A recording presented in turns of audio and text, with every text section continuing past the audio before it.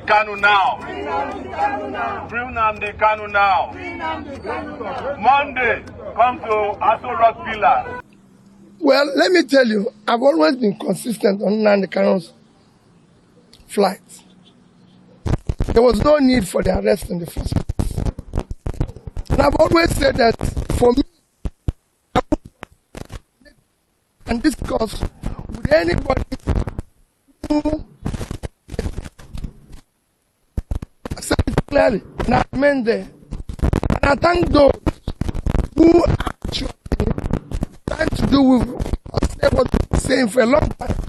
Go and check what I've said before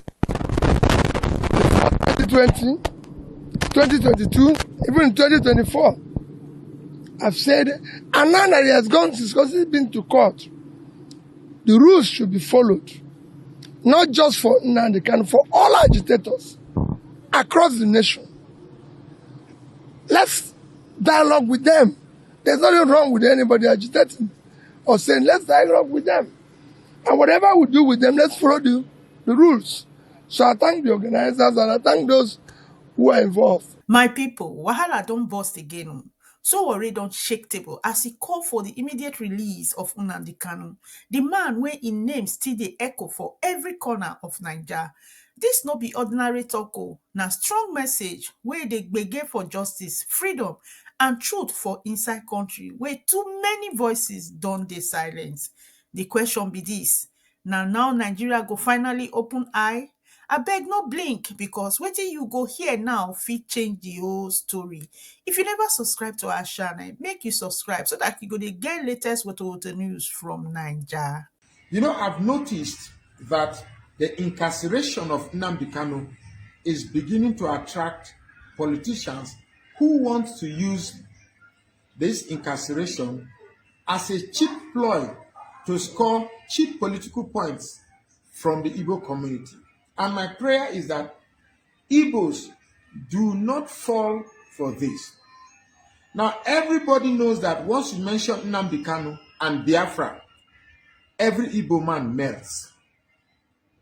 Where were these protests last year, the year before last? Now, election period is coming. Next year, January or February, we will enter campaign season. Everybody now wants to become friends of the Igbo. And I also want to believe that Tinubu also is trying to will also use Nnamdi's incarceration to score cheap political points. You know that Tinubu pardoned 175 inmates in Nigeria. The natural question you ask, if Tinubu can pardon a woman who stabbed her husband to death and was sentenced to death, why is Nnamdi Kanu not among those in the list of the presidential pardon? So I'm making this video particularly to draw the attention of Igbos. If at all they can reason above their emotions of this Biafra or Nnamdi Kanu, to stay focused and not allow anybody to score cheap political points by pretending they love Nnamdi Kanu more than their selfish political desire. The truth is that Showore, Atiku, all of them, I don't think whatever protest they are going to make on the behalf of Nnamdi Kanu comes from a deep place of love for the Igbos or from a deep place of love for Nnamdi Kanu. It is all cheap political points. So that if, for instance, after the protest, Nnamdi Kanu is suddenly released, then they will now claim reasons why Nnamdi Kanu, then Igbos will now, pour their votes for them. Please, Igbo Kwenu, do not fall for this cheap political antique. Nnamdi Kanu's incarceration and his Biafra quest is a different topic. The presidential election is a different topic. Finally, I've even seen in this antique, they are even saying that Atiku is fighting for Nnamdi Kanu's release. Oshore is fighting for Nnamdi Kanu's release. What is Peter Obi doing? I can assure you that If Peter Obi mentions that he's going to fight for Nnamdi Kanu's release, oh, Leke Sandarabo Yakasinde, they would have said that, Peter Obi is Biafra. Hey, we said it before. Peter Obi is IPOB. I pity Peter Obi because he's in a very, very quagmiric dilemma.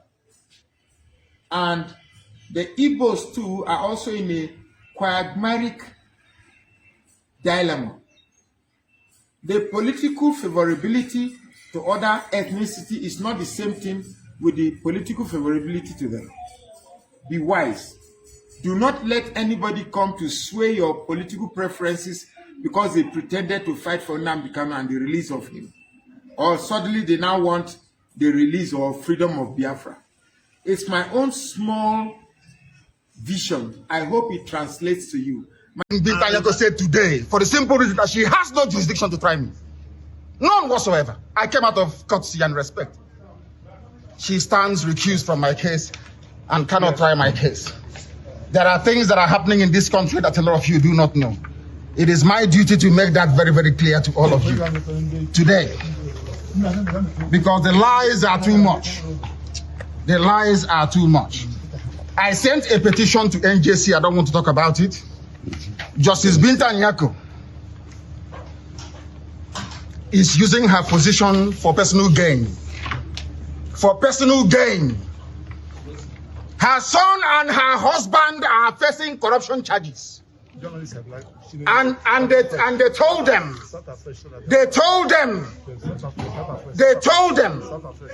that if they convict me, this is what happens. You can see it. They don't want the truth to come out. Nobody wants the truth to come out. Nobody wants the truth to come out. Nobody wants the truth to come out in Nigeria. That's the problem. Who's that person? Corruption charges. They sent her to my case so they can release or smoothen the pathway for the husband and the son. They are facing. It doesn't matter if they're off it. In a corrupt society, that's what happens. They are very, very corrupt. There is a breach of judicial oath. They have violated the judicial oath. They have shown bias according to Supreme Court. They are biased against me. Supreme Court said so. And that is why what is happening in the judgments and rulings concerning me has been happening. So, disobedience to Superior Court orders. Supreme Court said you are biased. You are against this man. You should not have revoked his bail. Nigeria went to Kenya and kidnapped him. These things are in the public domain. Why, therefore, are they insisting on trying me? A court order was entered. In that very court order, it was said very clearly and succinctly that she is no more. No. That she is no more going to try me. Why are they insisting? Why are they insisting? I ask. Because they have no case against me.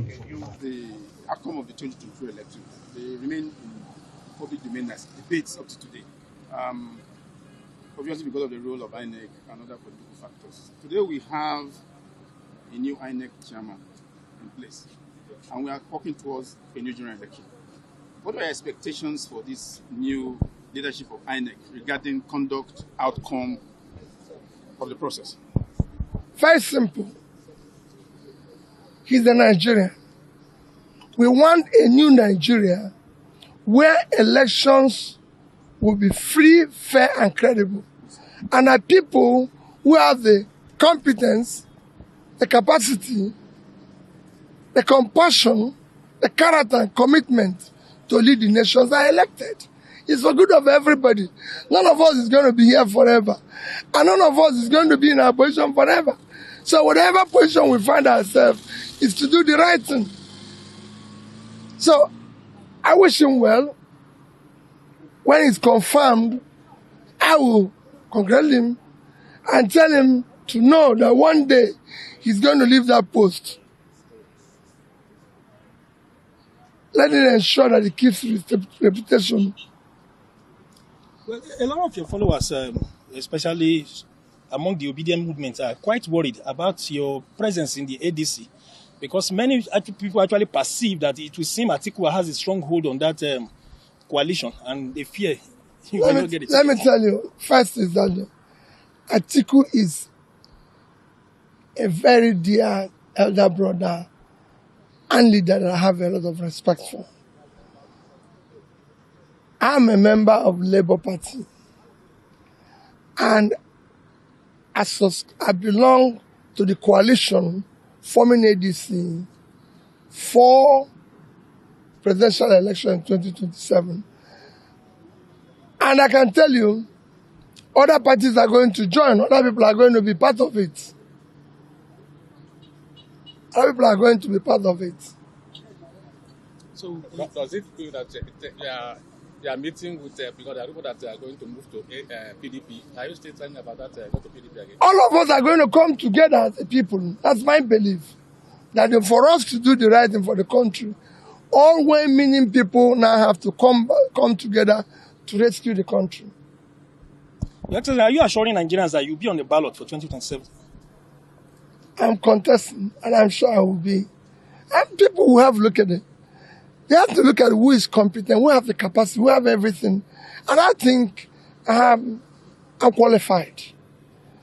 And I have the capacity to do the job. And I'm saying it over and over again that in 4 years, I can change the trajectory of Nigerian to a positive one. ADC said that the meeting you had the other day that you agreed, all of you agreed that anybody is going to support the person. Are you part of the agreements? I want to go back to his question before because he asked the question. It's not as if I didn't want to answer your question. It is the fact that I need to have more information with that question, because I didn't know.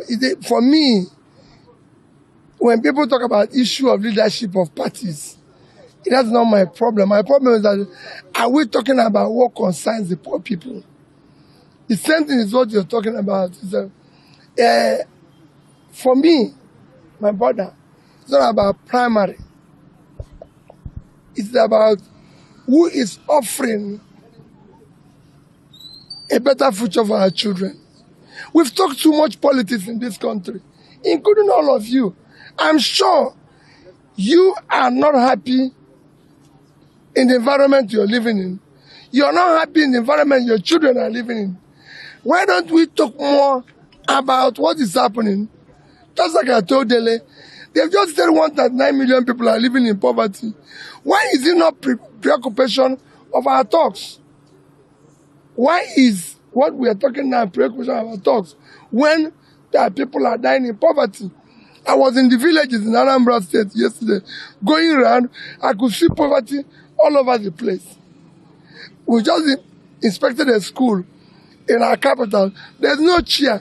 Teachers don't have anything. They have no toilet. We are talking about party chairman, primary, this, that. That's what I want to change the trajectory. I want the new Nigeria to be talking about what will benefit our people. Thank you.